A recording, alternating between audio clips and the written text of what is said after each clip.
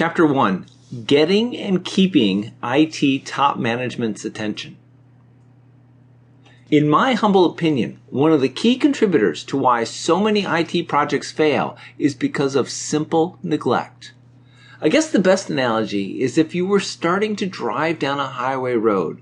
When you started driving, you'd keep your hands on the steering wheel and make sure that the car was going in the correct direction and that it stayed on the road. However, if later on you took both of your hands off the wheel, then the car would start to drift and would eventually plunge off the road. IT projects seem to follow this same path.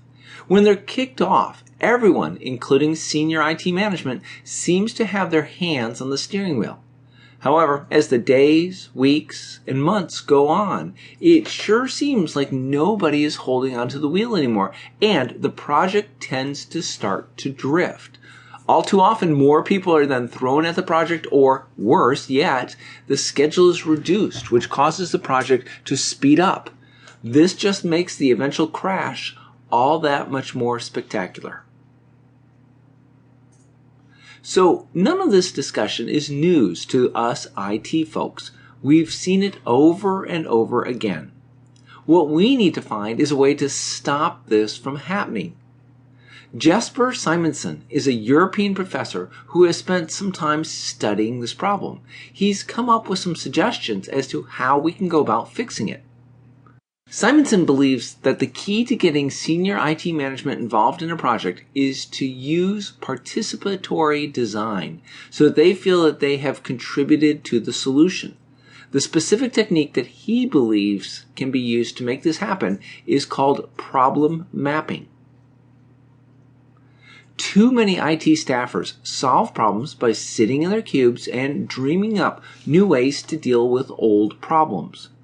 Participatory design requires IT staffers to deal with the problem directly.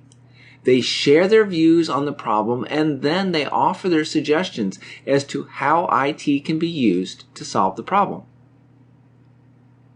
In order to engage senior IT management, they need to be involved in this development of an answer to why IT needs to be involved in solving the problem. This is where the problem mapping comes in. Problem mapping is designed to allow the argument regarding if and how IT should be used to solve a problem to be evaluated. It provides a means by which the argument can be visualized and helps in seeing the structure of the argument.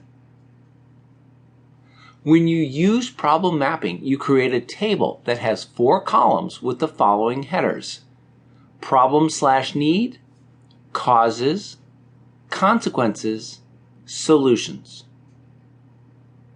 The real power of using a problem map is that it will force all involved to talk about what they see as being the real problem.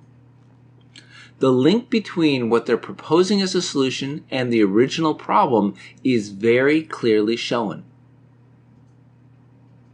The key point to make here is that by making the whole problem-solving process so visible, you will actively engage the top management in the process.